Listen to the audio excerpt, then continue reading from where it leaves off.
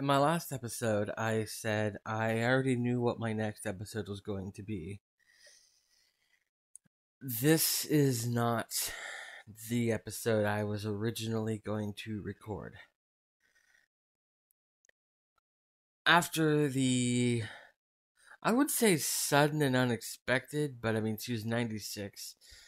After the passing of Queen Elizabeth II, I thought, why don't I do the Queen? As it was on my to review list. I was already planning on reviewing it at some point. And I was like, now's the perfect time because, it's topical. And so I'd seen it several times. So it just kind of fit into the category of things I've seen. And I do really like it. I like this movie. I should probably say it's a 2006 biographical film that was directed. Directed by Stephen Frears. I don't know who that is. I've never heard of him until now. It was written, and this is important. I will come back to this person later. Written by Peter Morgan. It's starring Helen Mirren and Michael Sheen and a bunch of other people. Oh, music by uh Alexander Displat. I think I mispronounced that. But he did one of the Harry Potter films. Let's see. Harry Potter and the Deathly Hallows Parts 1 and 2. And a lot of other ones, apparently. He did Godzilla, The King's Speech, which that fits here. He did Secret Life of Pets. Mr. Megorium's Wonder Emporium. I actually really liked that one. But I am talking about the Queen right now. Before I go on, I want to talk about Peter Morgan. I figured for this video, for this episode, I should probably do a little bit more research than normal, which is, at all. So, for Peter Morgan, for those who don't know, he wrote The Queen, but he also created and is the showrunner for the Netflix series The Crown, which even the Crown page on Wikipedia says where is it?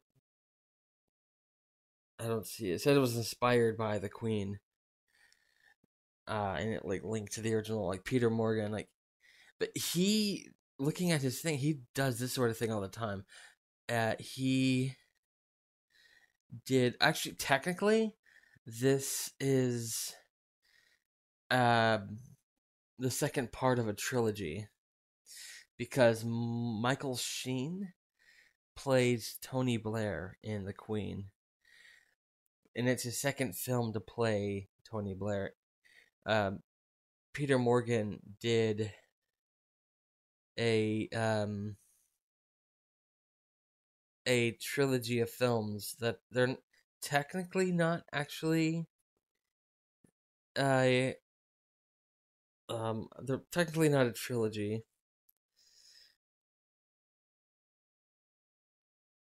But it is technically it's called the Blair Trilogy, and the first part is The Deal in 2003. This one is The Queen in 2006, and then in 2010 there was The Special Relationship, and all three are movies with Michael Sheen playing Tony Blair and in major roles as a major character. So this is technically the second part of a trilogy, and I didn't know that until researching this movie. So I probably should have started with the first one. It doesn't really matter. It's called an unofficial trilogy. So yeah. Also, Peter Morgan wrote one of my favorite movies, which came out shortly after this one. Um, Frost Nixon. I didn't think I would like it that much. Like I knew the story behind it, and I'm like, okay, well, I'll just watch this just because it's history, and it ended up being it's okay. I do the scale of 1 to 10. Frost Nixon is the first movie I ever gave a 10 out of 10. I probably can't review it now because I just rated it on here. I might review it at some point. I haven't seen it in a long time. That would give me an excuse to watch it. But the guy who wrote that also wrote The Queen. So basically, the plot of the movie The Queen is it takes place the week after Princess Diana dies in the car crash, which it was kind of a big deal because who she was and all that. I actually remember when that happened. I didn't understand the significance of it, obviously. I was 9. But I did know like who she was because like she was on TV all the time. So I knew of her, but I didn't know like the significance of like who she was and all that. And I was at my dad's house. He was living in Dallas at the time, and I was staying the night with him and he was like staying in a hotel, or no, he had an apartment, but it was a hotel that got converted into an apartment complex. I think that's what they told me. Anyway, so I couldn't sleep. I was like, I slept for a little bit, and then I woke up, and I went into the living room, and I turned on the TV, and it was like late at night, and it was like Princess Diana of Wales has been injured in a car accident. And I'm like, oh no, that sounds bad. I had been in a car. It was a bus accident. I was in a bus that had a car ram into it, and like the driver of the car just got like a bump on his head, and like everyone in the bus was fine. We were just shaken up. So like at the time, I'm thinking, oh, she just got a little bump on her head, like she was fine. And then like shortly after, it's like Princess of Wales has died, and I'm like, oh. So like again, I was 9. I didn't really understand the importance. I was like, this person I see on TV all the time, she's dead, and I'm just like, oh, okay, that's sad. I was hoping there'd be cartoons at this time, but there's no cartoons. I'm watching news coverage of somebody dying. So that was my memory of that happening. This movie, I keep digressing, is about the Queen of England, Queen Elizabeth II. She is. I remember, like she and Diana and Charles had gotten a divorce, so Diana, as far as the Queen was concerned, wasn't part of the royal family anymore, and she didn't see a reason to make a big fuss about it, and the public didn't quite see it that way.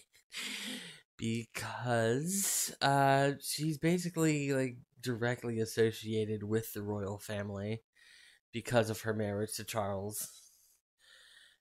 And so they were hoping for some kind of reaction, like because of who Diana was. She was like a big figure at the time, and she like a very influential person to a bunch of people. So like when she died, a lot of people were hurt, not just her family. And the movie portrays the queen as being like, well, this is a private matter. As I don't see why the people have to grieve. Like they don't even know her. Like why is this even a thing? But like Tony Blair's like, yeah, a lot of people are saying that they don't even want a monarch anymore, and she was like, ah, so kind of a spoil. Well, I mean, you can't really spoil a biopic because you it's very well known now that she did end up making a statement and everything. So I mean, it not you can't I can't say spoiler warning because if you don't know this, then I don't know. Like I'm not even British and I know this. So however, I do. Speaking of, I'm not British and I know this. I started watching The Crown when it first aired on Netflix, and I stopped watching after a couple episodes because I didn't know anybody. Because like they would just casually show people, and it's like, oh, I'm this person, and then they'd leave, and then I'm this person, and I'm like, I don't know half of these people. Like most, I know Charlton Heston, Winston Churchill. They kind of casually, it's like, oh, there's Winston Churchill and there's Anthony Hopkins. And I'm like, oh, I know him.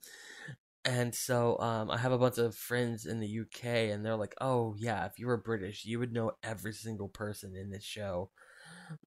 And so yeah, one of my American friends who's like very big into the royal family was like, "It'd be like if they made a similar series on like the Kennedys or like some big family like that. Like we all know like the Kennedys, like Robert and John and like all that. And so like it's a British thing. But I've kind of in the time since then I've researched them enough to kind of understand like the basics of who is who. And something I didn't even realize until someone explained to me.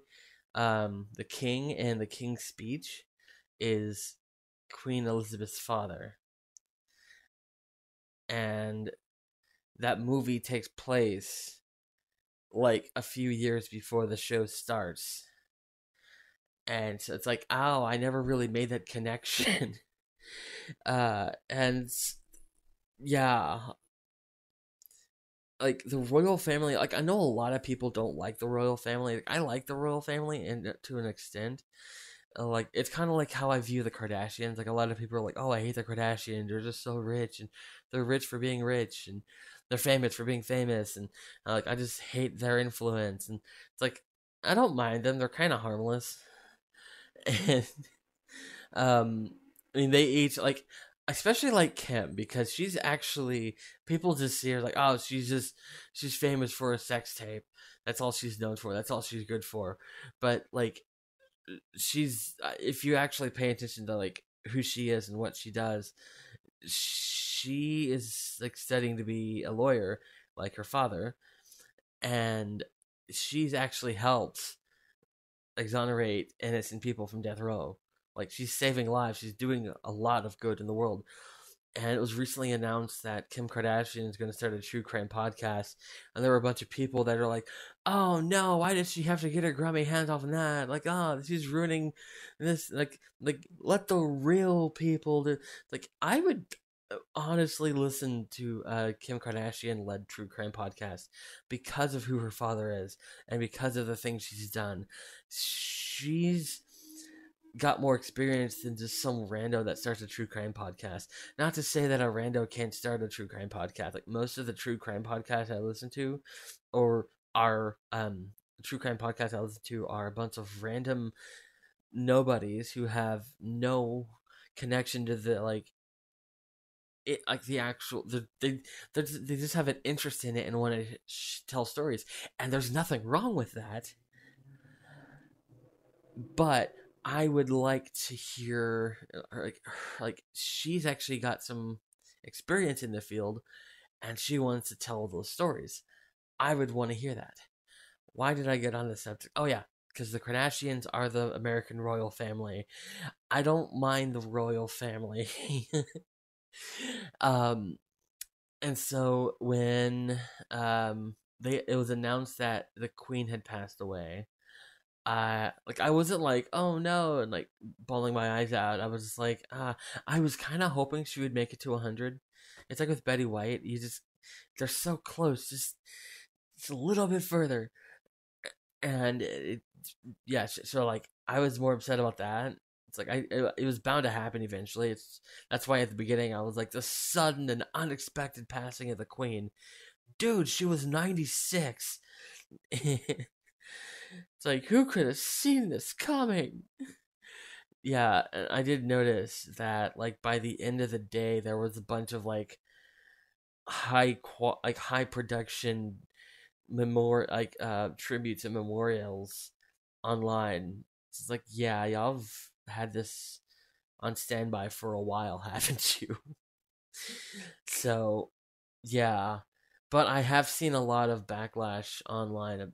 Like when I got to work that day, and I was like, yeah, because at work it was busy, so it's like I had like when I saw the news, it had literally just broke, and I watched ABC News for a little bit, and like it wasn't even like on Twitter yet.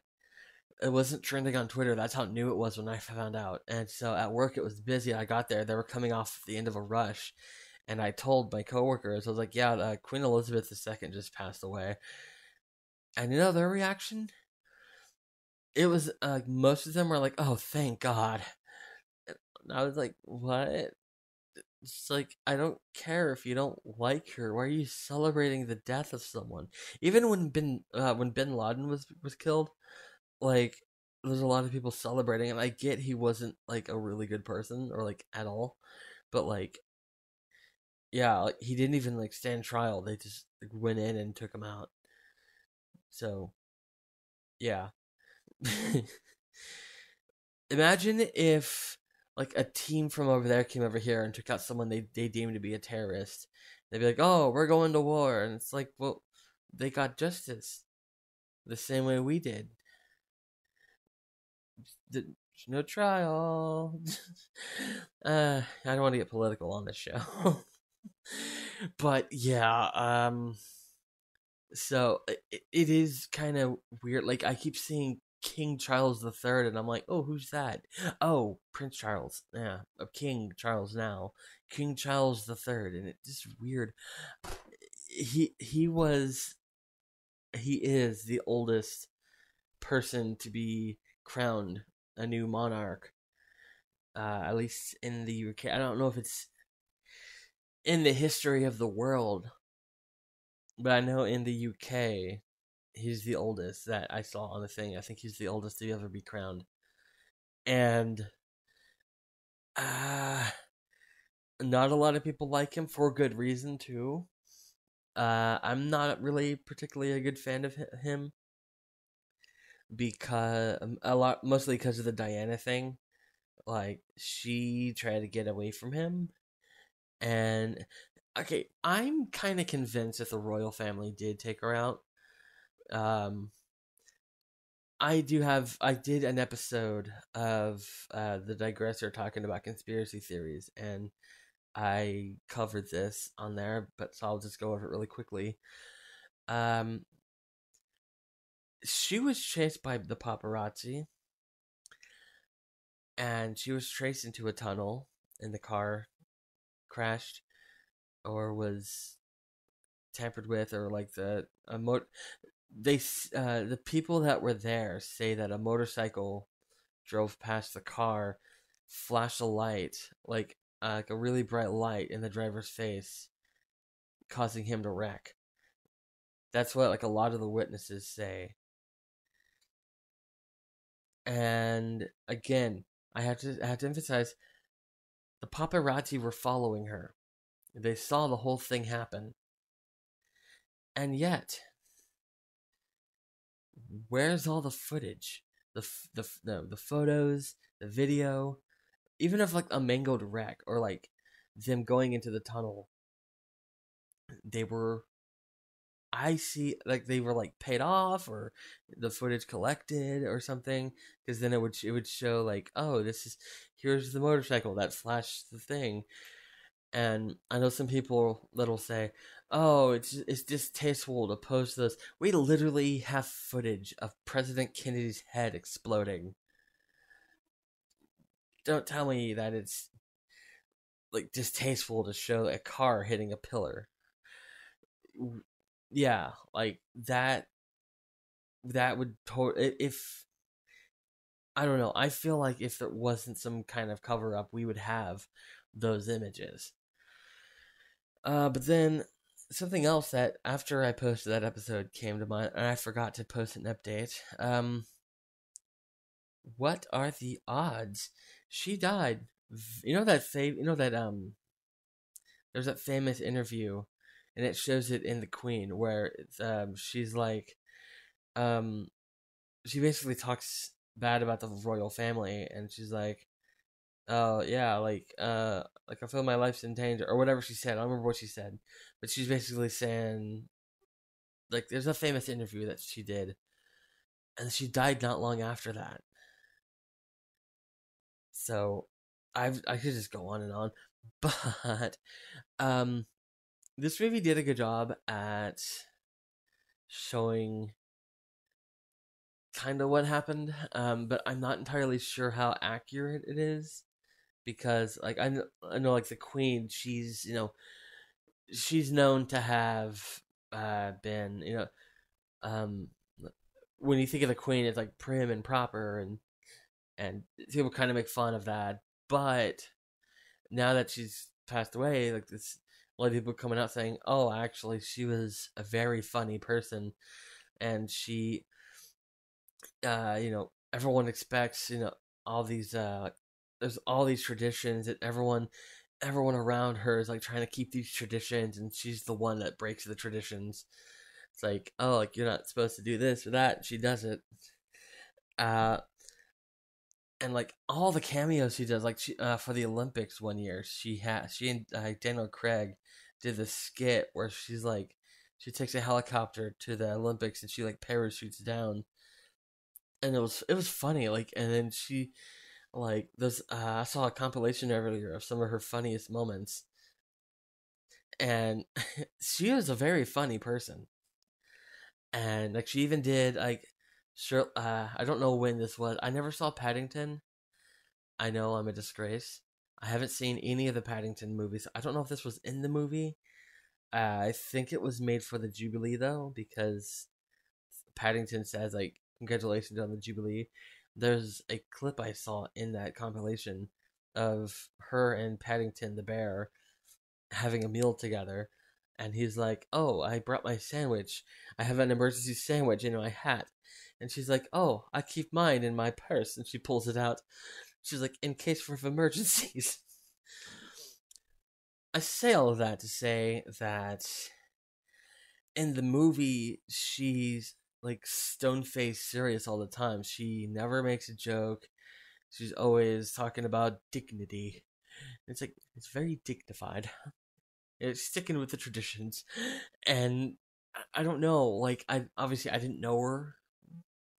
Um, but from what I've seen, she was kind of the opposite of that. Actually, in all my research, I forgot to check out her reaction to the movie. Let's see, reception. I want to see what the royal family had to say.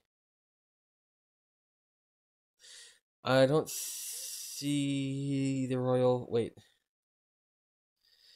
No, I don't see a reaction from the royal family on that. So I don't know if they saw the movie and had a reaction. Maybe they're not doing a reaction, kind of like in the movie.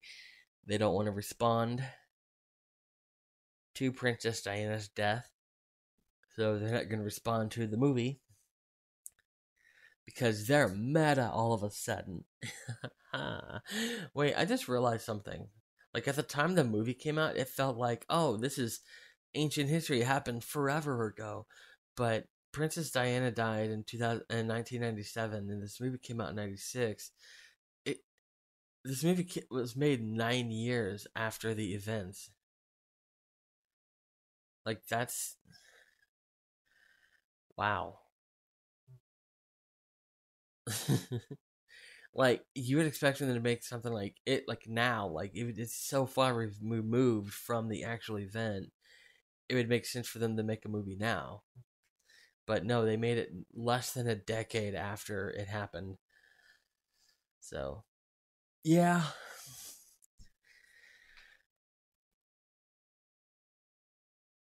I am planning on watching The Crown, like actually watching it all the way through. They have 2 seasons left. They're planning on, because they just finished season 4, and they had planned on doing 6. So yeah, they have their ending. Someone, I saw someone on Twitter say that the Queen's passing was a publicity stunt by Netflix to get people to watch their show, and it's working because now I'm wanting to watch it. Yeah, I'm easily influenced.